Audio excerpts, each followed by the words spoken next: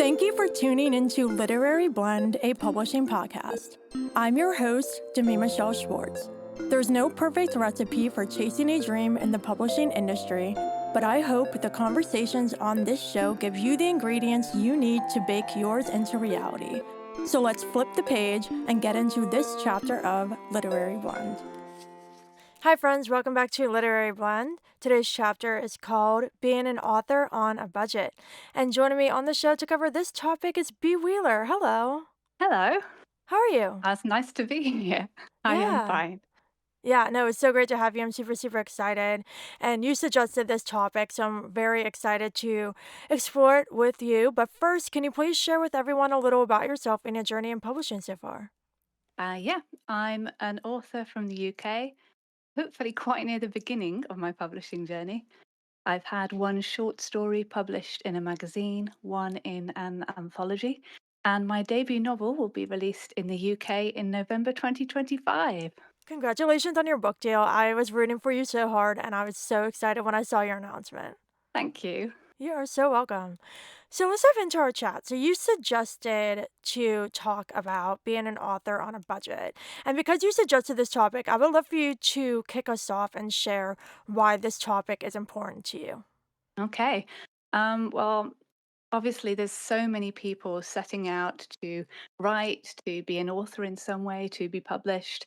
And people come from all backgrounds, all walks of life, and have huge variation in the amount of money that they have got to throw at this endeavor. I sort of fall not right at the bottom, but quite low down the scale. So I'm not hard up by any means, but I definitely didn't have a lot of money to throw at what started off as a hobby and then a bit of a pipe dream before finally making it a reality. So I wanted to talk a little bit about how I got here, sort of without spending huge amounts of money, and the pros and cons of doing that. Yeah, that's great. And I think this is super relatable for a lot of authors. I definitely think that there is a barrier for some authors who can't afford certain things from education to classes to hiring editors and PR people when you're getting into marketing your book. So there's a lot of barriers monetarily. But on the other side of that, there are a lot of free options and lower cost options available. And so I'm really excited to dive into this with you and discuss some ways that authors can chase their dreams without breaking the bank. All right, I'll jump right in then. Yeah, go So ahead. I have got a number one tip, and my number one tip is build your network. It is so important, and hopefully that's going to become clear as I sort of talk about various things, how important it is to build your network. And I will say as well, this is obviously just coming from my personal experience. So if people disagree with me, that's completely fine. And the things I say might not resonate with everyone, which is also completely fine. So starting off, tools, and I'm probably going to lose friends by saying this, but you do not need a new notebook for every new story. As fun as they are, you will need something to write on. So I know a lot of people can struggle to get access to things like latest tech, but there are lots of options for refurbs now, and you can use the library. You might have friends who can lend you things. You might be really lucky and have friends who are getting new tech themselves and actually even pass it on. So that's my first build your network, make friends, ask around. You say, guys, my laptop's just broken. I can't afford to replace it. Someone might be able to help you out with that.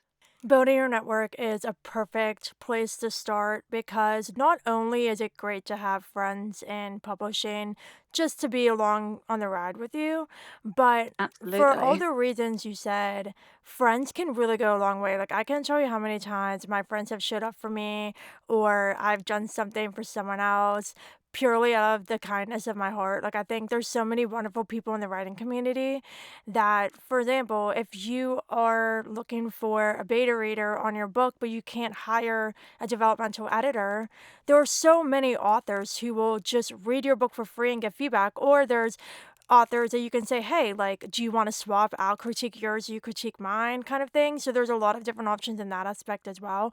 And just from the knowledge standpoint, you can gain a lot of insight into publishing by having friends, asking questions, and learning along with them. And so building that network and having those people you can turn to when you have questions and when you need something is so important.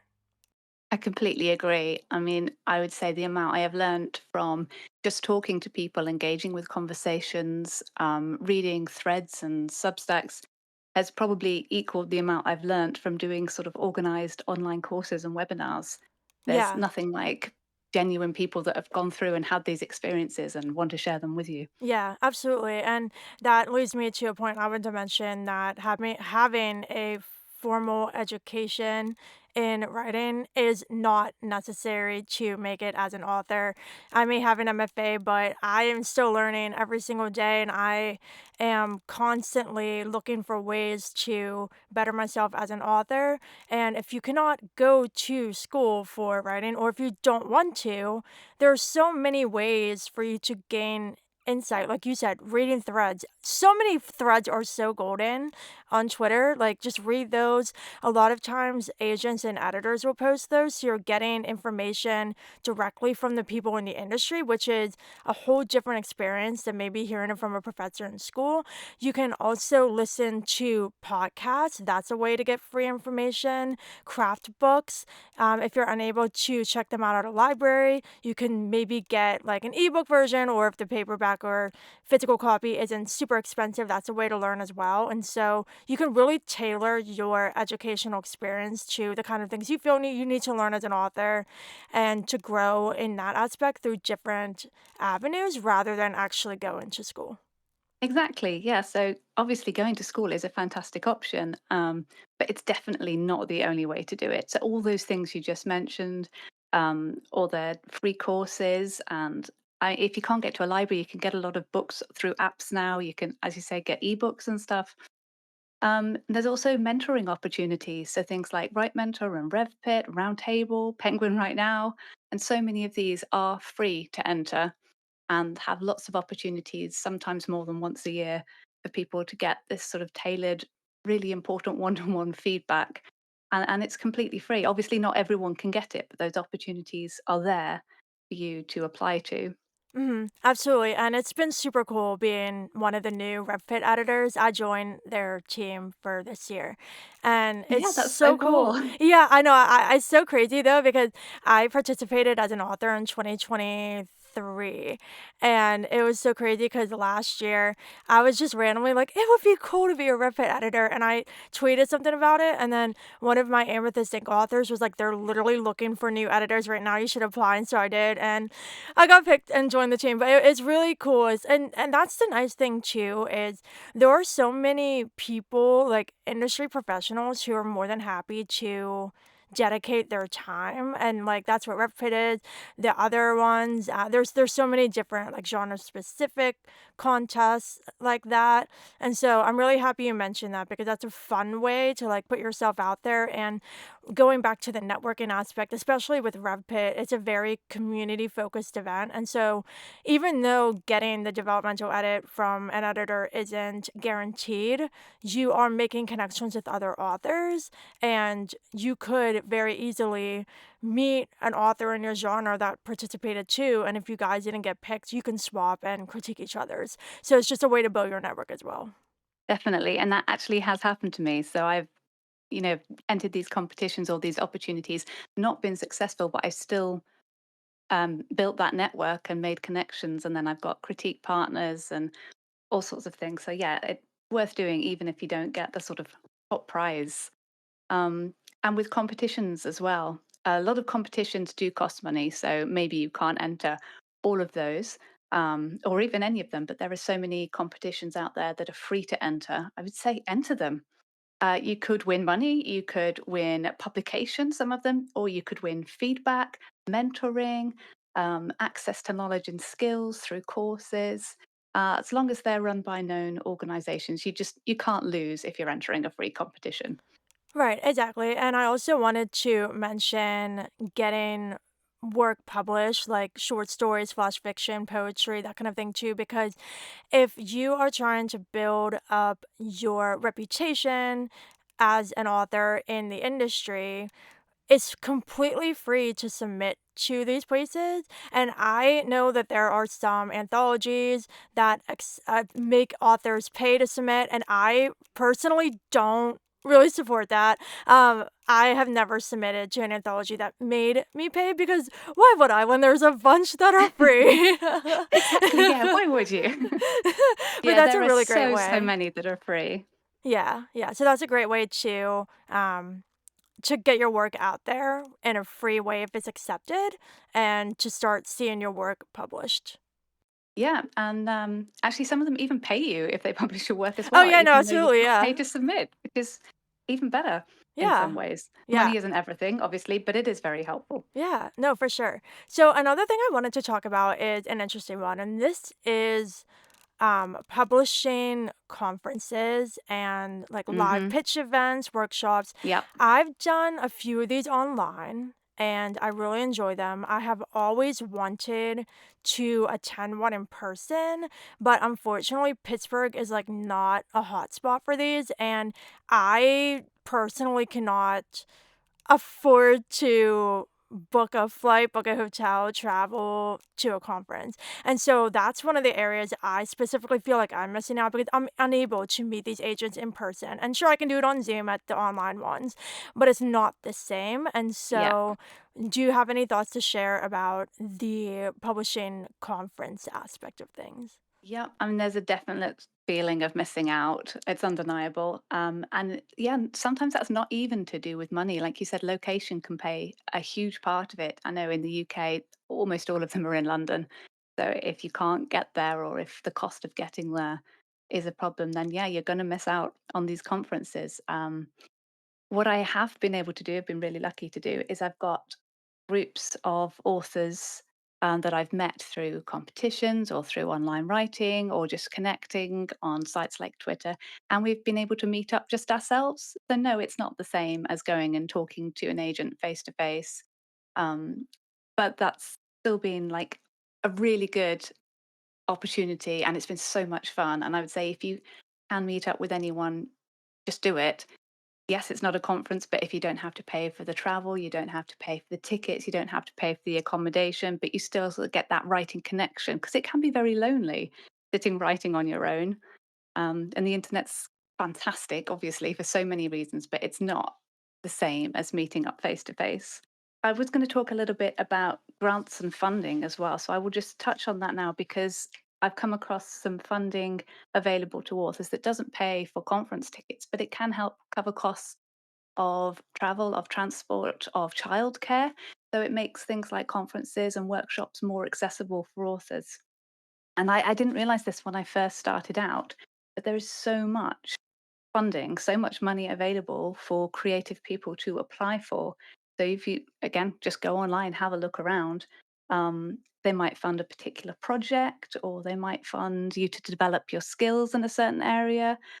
Some even just give you money to write. It's like, well, we know you can't work and write at the same time. So here you are, have this money to write. And the money's out there. Obviously, again, not everyone can get it. But if you don't apply, you definitely won't. Yeah, and I love what you said there at the end that if you don't apply, you're not going to get it. Like, it's a zero chance. And this is Yeah. a perfect place to just really mention that you miss all the shots you don't take. Like, if you have these free opportunities to apply for something, submit to an anthology or to a contest, a competition, and just, any chance you have, take it because looking back at my journey so far, literally so many things have happened just because I was adventurous and was bold and I took a risk and it paid off and it opened a door for me. And so you literally have no idea what is out there for you unless you try and you put yourself out there. Yeah, you have to take that chance. And networking sort of builds into that in some ways. So you can find out about competitions because your friends are entering them, Or sometimes actually I've said, "Oh, there's all these competitions and I can't afford to enter all of them." And twice people have offered to pay for my entry fee, which just shows how lovely this community that we've built is. Although I will say actually I felt really bad when I didn't win because I felt like I'd wasted their money. So, warning. Yeah. um, but yeah, like you said as well, that getting critique partners, having people read my queries, agents have reached out to me and said, I'll have a look at it when I was struggling. I haven't asked them, but they've seen my posts and they've just said, hey, if you want, I'll have a look at it.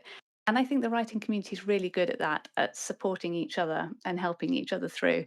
That network is just so, so important. It definitely is, and I've definitely had similar experiences, like, especially when I decided to seek new representation, like, when I posted my mood board, the amount of people who, 1, boosted it, and just Asian friends I know who, like, refer me to other people, agents reaching out and saying, like, "I'll take a look even though I'm closed," like, it's so nice, like, people are so nice, and I Yeah. think it like, if you're kind to people and you put good energy out, it will 100% come back around for you. I hope so, because there's so many lovely people, Yeah. that I've met, and I just hope that they're getting that back again. I Yeah. like to believe that. Yeah, absolutely. But that is another area where I feel like I would like to do more, like supporting other authors. Every time I see someone's got a book out, of course I'd love to buy it. I would love to, but I can't possibly. So that is another area I do feel like I can't commit the funds to it that I would really like to. But there are so many other ways that you can support authors as well. So if they've got a book out, you can borrow that from the library. Libraries are so great if you've got access to one. And I say with them having apps and things now, it is so much easier. Yeah. You can get a free copy if you do a review, maybe if they're offering that. You can always promote it on social media, retweet everything, add it to your Goodreads, or if you're going to buy gifts for people anyway, maybe you could gift the book because that's another purchase. And then, as you've already said before, helping out people who were where you were a few years ago. So offering all the advice, offering critiques and feedback, and paying back that kindness that helped you to get you where you are.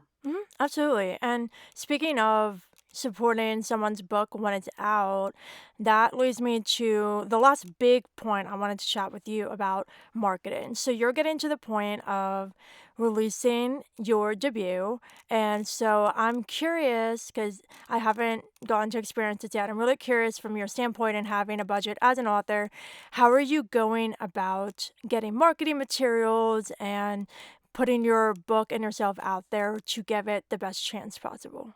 Okay, well, I am very new to this, so it's a bit of a sort of experiment for me as well at the moment. I have been frantically making a website. I didn't get a free one, they are available, but I found one with a very low monthly fee that I was comfortable with. Um, and I've been working on building my website. I've got now Twitter and Blue Sky and Instagram and TikTok and Substack, which Substack also free, very good for sending newsletters and updates. So I'm still sort of figuring out a lot of those. My publishers are really good at sort of putting me out there, and they've already booked me onto a online conference in September and an in-person conference later in the year that I'm not allowed to talk about yet, but details will come when I am.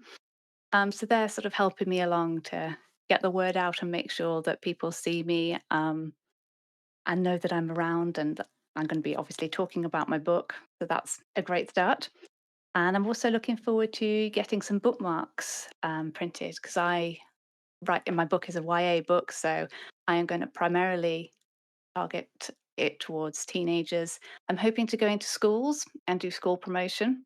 And sometimes that can even be a paid gig. So I might even get paid to promote my book, which is the way I'm hoping to go with that, because that just sounds like a winning opportunity. Yeah, yeah, for sure. And I think when it comes to the marketing is, if someone has the ability to pay a publicist who has the connections and knows what they're doing, that's great, but that's not an option for everyone, Yeah. especially for authors who are self-publishing who don't have any kind of publisher supporting them. So Yeah. there are a lot of ways, like just from the graphic standpoint, like if you can't hire a graphic designer, you can easily make your own on things like Canva. And for interview and review opportunities, like I was doing some PR work for Routing Publishing, which is a small press, and like I was able to do some research for like blogs, podcasts, other platforms that promote authors' work for free. Like there's no cost. Like to be on a podcast, you should not be charged for that. And again, there are places that do, but when you have free options, like I personally have never paid to be on a podcast, and I've been on so many like across music, especially like never once paid to be on a podcast. That just feels so backwards to me. But I mean, that's definitely an option. Like if there's a certain podcast you want to be on and you have to pay for it, that's your decision. But for me personally, not something I would do because there are free options out there to Yeah. help promote. Um, and if the only thing I would say, the other thing I would say too is, even if it's like a low cost thing, or even if it's a little more expensive, when it gets into the PR space, like there's a lot of people who claim to be publicists or whatever, and they're actually not, and they don't really have the connections. And so, like, if you're going to hire somebody in any kind of situation, like I would just recommend to do your research on them and ask for references and actually talk to people who have worked with them. Like I do this no matter what. And this is the reason why I have testimonials on my website for my editing, because I want to be transparent. I want to make sure that everyone gets all the same information and people are able to read about their experiences with me, stuff like that. So any kind of situation where you will be spending money on some kind of service someone's offering, just make sure to do your research. Yeah, that's really good advice. I mean, it applies to anything in life, really. If you're spending your money, make sure you know where you're spending it and you know what you're spending it on, and you're going to get a good return. But yeah, definitely when it comes to any sort of writing as well, whether it's editors, whether it's publicists, even things like websites, there are free websites. Do you really need to spend the money on it? And if you do want to spend the money on it, fine. Have you got the best deal? It doesn't take too long to look around. Yeah, I think one of the big takeaways is just exploring your options. I think sometimes it's easy to see what other people are doing and want to use the same editor they have or use the same web hoster that they have or whatever. But if there's options out there, which there are for pretty much everything, you can do the research and find what's the best fit for you, just like on a personal level. And then if there is money involved and you have a budget, exploring options will allow you to make the best decision for yourself. Yes, completely. Fabulous. Well, this has been a great conversation. Before we get to your plot twist, I would love for you to share any final thoughts you have on being an author on a budget. Yeah, I have two final thoughts. Uh, Query Tracker is not an essential tool. um, I know a lot of people pay for it. You don't have to. I have to say, I haven't. I never gave any money to them. Um, but as a UK author, a lot of UK agents don't use it anyway. And I think as fun as it must be to be able to see your stats and stalk your agents, I see a lot of people having struggles with it, mental health wise, and checking in too often. And, no judgment, but I'm saying it might not actually be a bad thing to not pay for that. So I do pay for Query Tracker Premium. Sometimes I wish I didn't have it. Yeah, I had a bit of fear of missing out for that to start with, but I quickly got over it, and I don't want part of that. It's $25 and I'm suffering, so And the other thing was character art. I mean, I would love some character art. That would be fantastic. yeah, But yeah, actually, my sister did do me some, so that was really kind. And yeah. my co-author's brother did some as well for our co-authored story. So it's not like I haven't got any. But when I see people sharing character art, it's like, oh, that's so fun. I wish I could do that. Um, but I will Yeah. keep dreaming, and maybe one day people will do fan art of my Oh, stories, yeah, and that that's would the be dream. really Yeah. sweet. Yeah. And the last thing I would like to share, and this is a little on the expensive side, so you do not need to get it, but if you can, the one thing that I found is like the golden thing to pay for from my own experience is Publishers Marketplace. I wish I did it the first time I queried. and now that I have it this time, like, I love having that. It is expensive, and so if that's something that you would want, like, maybe you could, like, set some money aside and save up for it, but that's, like, the main thing that I've paid for as an author that I would recommend to anyone who's able to. That's interesting. Yeah, I mean, everyone's going to have their own thing that even though it's maybe a little bit expensive or they know they could live without it, it's something that's really important to them and really helps them, and that's absolutely fine. Perfect. Well, fantastic chat. This brings us to your plot twist where I get to ask you a random question you could have never seen coming. Are you ready? No? If you could go on a summer vacation with your main character in your debut novel, where would you go and why? Hmm. Well, I love the sun, but we're both really, really pale. So if we go anywhere really sunny, it would have to have shade. Um, but I think we'd actually get on quite well and just sort of chill out and read books and listen to music. So yeah, just somewhere nice and warm with a bit of shade so we don't turn crispy. Perfect. Awesome. Well, thank you so much for joining me. Can you please share with everybody where they can connect with you online and stay up to date on all things your debut?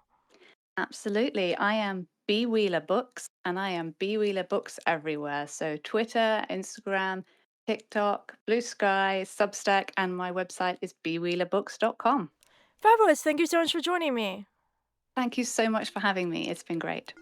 You are so welcome. It has been great. And listeners, that's a wrap on this chapter of the show with B. Wheeler, all about being an author on a budget. If you enjoyed our conversation, please consider leaving Literary Blend a review and giving it 5 stars to help others just like you discover it. Also, if you have friends in publishing you think would enjoy the show, please pass it along to them. Thanks for listening, and until we flip to the next chapter, happy reading and writing.